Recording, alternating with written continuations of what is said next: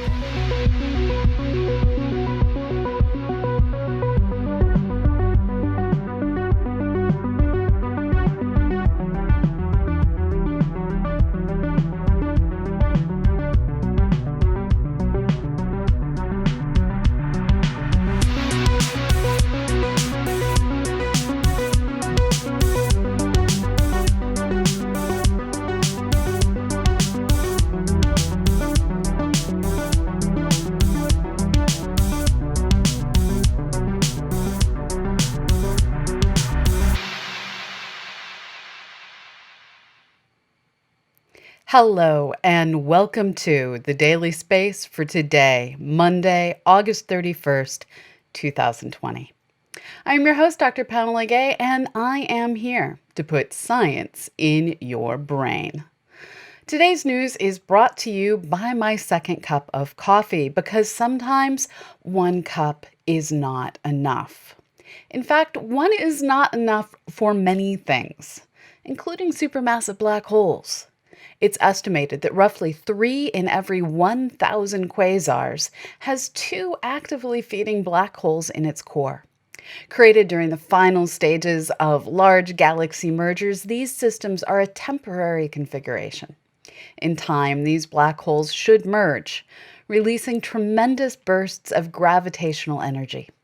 In the interim, however, they are just doing their normal black hole thing of taking infalling material and using it to build disks, throw jets, and quash star formation by blasting out tremendous amounts of light that clear out the galactic core.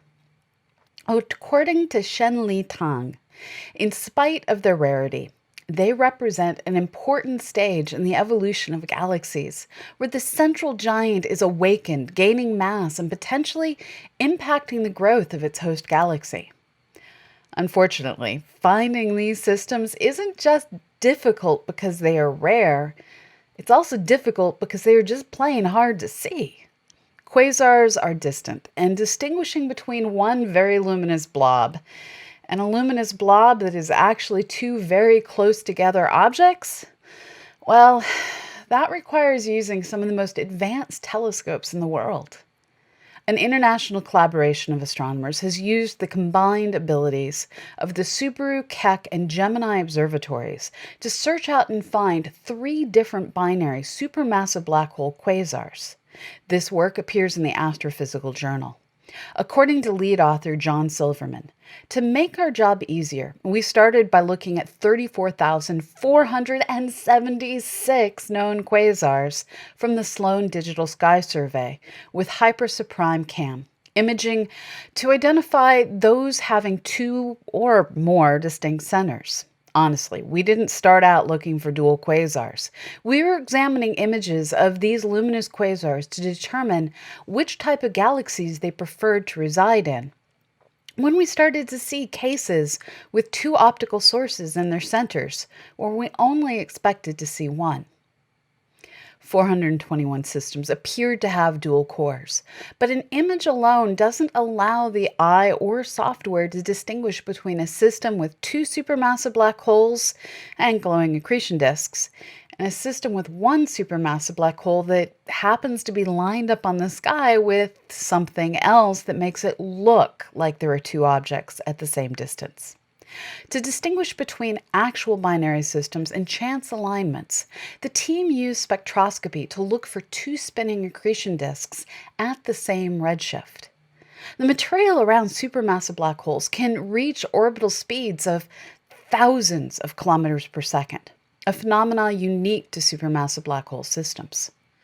From these 421 candidates, they were able to identify three actual binary supermassive black holes. Two of these systems were already known. This simultaneously proves that their technique works and that these systems are rare and super hard to find. While this may seem like one heck of a waste of data, looking at 34,000 galaxies to find 421 candidates, of which only 3 are actual binary systems, the data acquired in this project will be used for other purposes. This is your regular reminder that one person's noise is another person's research. The accretion disks around these systems and around supermassive black holes in general are made up of infalling dust, gas, stars, and inevitably planets and other solar system debris. Astronomers can actually, to a certain extent, determine when a supermassive black hole is about to consume one of these chunkier objects. The gravitational force across the diameter of a star or other extended object can be dramatically different, and these differences in pull will actually pull the object apart. These are called tidal disruption events, and they often release massive bursts of energy, including X-rays, which can push bubbles into the surrounding interstellar medium. Often isn't the same as always, however, and theorists have had a chore in sorting what exactly is going on. According to researcher Tiara Hyung, in classical theory, the tidal disruption event flare is powered by an accretion disk, producing X-rays from the inner region where hot gas spirals into the black hole. But for most tidal disruption events, we don't see X-rays. They mostly shine in the ultraviolet and optical wavelengths. So it was suggested that instead of a disk, we're seeing emissions from the collision of stellar debris streams. This theory wasn't a great match to observations, however, and theorists continued to struggle with this problem. In 2018, a new model postulated that we don't see the X-rays because they are being blocked by other material. This paper by Enrico Ramirez-Ruz and Jane Dye made specific predictions of what should be seen to confirm this idea. And in follow-up observations to a 2018 tidal disruption event, they saw exactly what was predicted. Emission from hydrogen gas with a double peak showing it is in a spinning disk. These new results are now published in a paper led by Hyung and appearing in the Astrophysical Journal. According to Ramirez-Ruz, this is the first solid confirmation that accretion disks form in these events, even when we don't see X-rays. The region close to the black hole is obscured by an optically thick wind, so we don't see the X-ray emissions, but we do see optical light from an extended elliptical disk. What is interesting about this story is we had the basic science right all along. Those X-rays were getting released during the tidal disruption event. What we failed to account for was the environment. Our universe is nothing if not more complex than we like to give it credit for.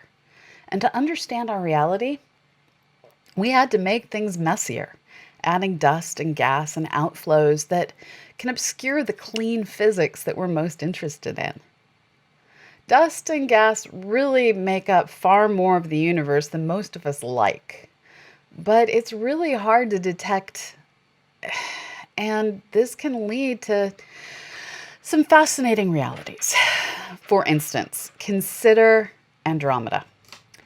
This nearby galaxy appears distant and alone, but it turns out its outer halo reaches well beyond the starry limits and actually stretches halfway to our galaxy. The core of this nearby system is just visible in dark sights as a smudge in the night sky. Its main disk of stars would appear several moon widths across if we could see it without a telescope. Now, thanks to a paper also appearing in the Astrophysical Journal, we know its outer halo would appear as wide as the Big Dipper if we could see it at all, which we can't except as interference in the light of more distant quasars. Project Amiga, which stands for Absorption Map and Ionized Gas in Andromeda, found interference from Andromeda in the light of 43 quasars. This interference took the form of spectral lines signaling the presence of rarefied and ionized gas. It's amazing to think that Andromeda is interfering with that much of our view of the evening sky. This shows, once again, dust and gas are everywhere. And one person's noise is always someone else's data. And that rounds out the news for today. This has been The Daily Space.